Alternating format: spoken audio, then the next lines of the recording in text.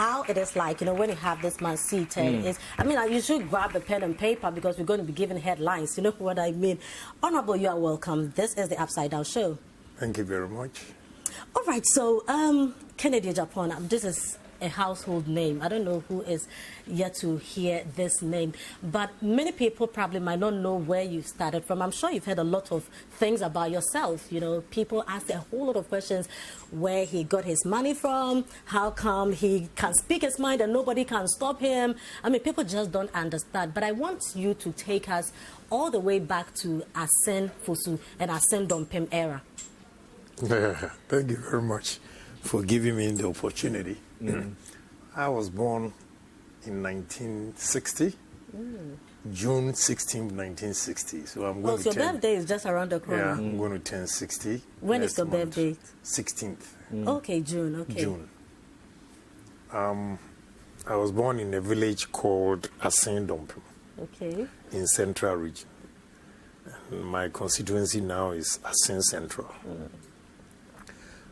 I think in 1968, I went to Kumasi to live with my father. Okay. I was a hardcore boy, very stubborn. So he Are you still a hardcore man? Yeah. He couldn't take it. He brought me back to the village. Then again, said, no, a man has to train his boy. So he came for me again to Kumasi. There too, he thought I was too stubborn, and they brought me back to my village. In Kumasi, I attended Bantima Presby. From there, I went to Sojalai, that's how they call it. I think I finished Form 4, what they called level standard 7. Okay.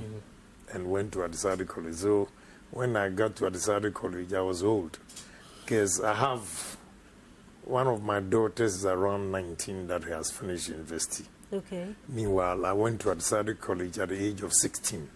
Form 1. I'm a group. So,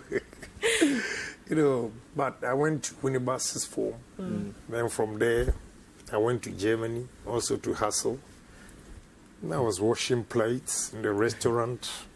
I did a couple of working at a ProMat. I became a very good cook at the restaurant. My boss taught me Italian dishes. So I can do a lot of Italian dishes. Now women have spoiled me here because they don't want me to cook. So when you say you can cook, they don't even believe it.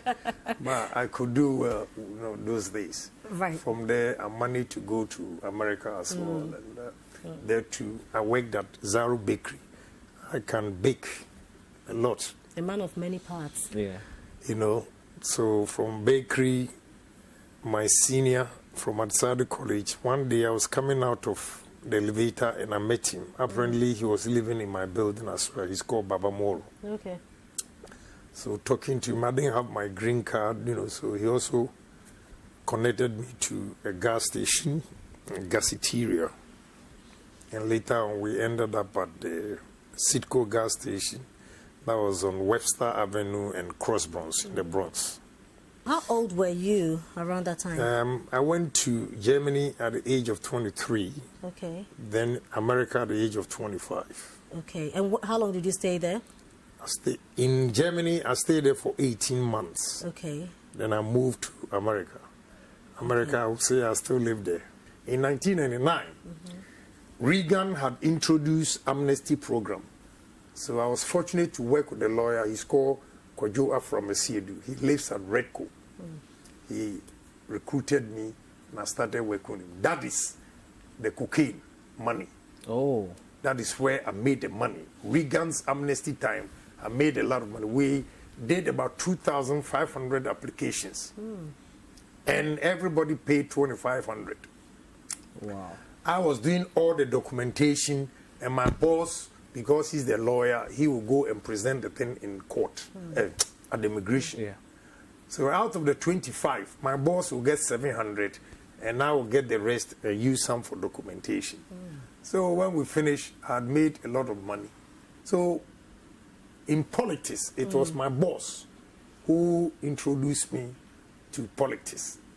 Till date, none of my relatives is a politician. I think I stand alone. And I got involved, and here we are today. You know. Right, So the credit goes to my boss, Lawyer Kwadua from Asiedu. Interesting. Yeah. Right, so coming back to do politics and all, how was it like 1992 and then to 96? Let me tell you, I prefer to be a businessman more than a politician, because as a businessman, you get more respect than a politician. Because politician, anybody can attack you and, you know, those things. What happened was that the Reagan's amnesty, when Clinton also came, he introduced US Lottery. Yeah. But my office is not too far from here, Zaglo House. Okay. That was my office. Just by the Yeah, road. Zaglo House. When I was coming, I just said, oh, that's the whole place. Zaglo House. So I introduced US Lottery Okay. into this country. The first Ghanaian. Yes. Which year was this? I think that was 1993, 94. Okay. Yeah. Okay. No, the first one was 95. 95. The first US Lottery was 95. 'Cause I did it for my cousins. I just did it and they won. Wow. So I had to. And because we have done the amnesty program, I knew a lot about immigration. Yeah. So I came down to fill the forms for them, my cousin and my brother. They won. I processed it for them. So through that, and look, let me tell you, when people don't know your background and they think they're a drug dealer, it's so painful. The second chance of my money, I'll tell you, when I came to Ghana and got my cousin and my brother's documents processed, then I got to know a lady over there. If I have 3 kids were there, you know, that lady, I asked her, if I bring more of this, can you process it for me? Because she could not do anything except to approve you for interview. There's no kululu. She can't do it. Because Americans, they are very careful. Yeah. But to get the approval, even to the interview, was a problem. That's where she would deny you outright. The comment she makes, it makes it easier for the counselor or whoever interviewing you to say yes or no. That was her job. So I asked her a question. When I started chasing her, I asked her a question. So next time, if I bring more of this, can you process it? She said, yes, I can help you. So I went to America. That time, my boss was here. I was working with another boss, Lawyer Fufie. I went there and told him, lawyer, I have connection in Ghana. So let's buy this. When I went back, after processing my relatives' documents, I went back, and Ghanaians have won a lot of the US Lottery, and they didn't know how to process it. So I told my boss, look, I have a connection, so let's do this. He was interested in the cash right there. Give me 200 and take it, or 500. So he will take 500, give whoever wants 200, but I will buy it. So I bought 48,000. 48,000. That's about 96 applications, and brought it to Ghana. That is another cocaine. Yeah. You know, that time. Now you know how to make money. Yeah, that time I was charging $5,000 each. 95. Yes. Wait, Yes. is that how come you made your first $1 million? Yes, I'm coming to that. Yes. Sometimes in life you have to take risk. Yeah. I took the risk. And in 1996, September 30th, that was the last day of the US Lottery. They process it, then they will go home, come back, say, from February, March to start until September. So after that program, I checked my account, what I've saved. I had $1,145,000 in my account. How did you feel? How did you feel? You know, I feel so good. I called my friends that helped me, and I was staying at Redco, the bungalow number A5. And I had always said to myself that I'm going to be a millionaire at the age of 40. I didn't know how I was going to make it, but I was working. And at age 36, September 30th, 1996, my account at Agreg Bank City House was $1,145,000. Wow. Even today, it's still very good money. Well, of course. Even today, it's very good money. Right. So in the course of business, have you made some decisions that cost you? Yes, a lot. A lot. It's not been easy.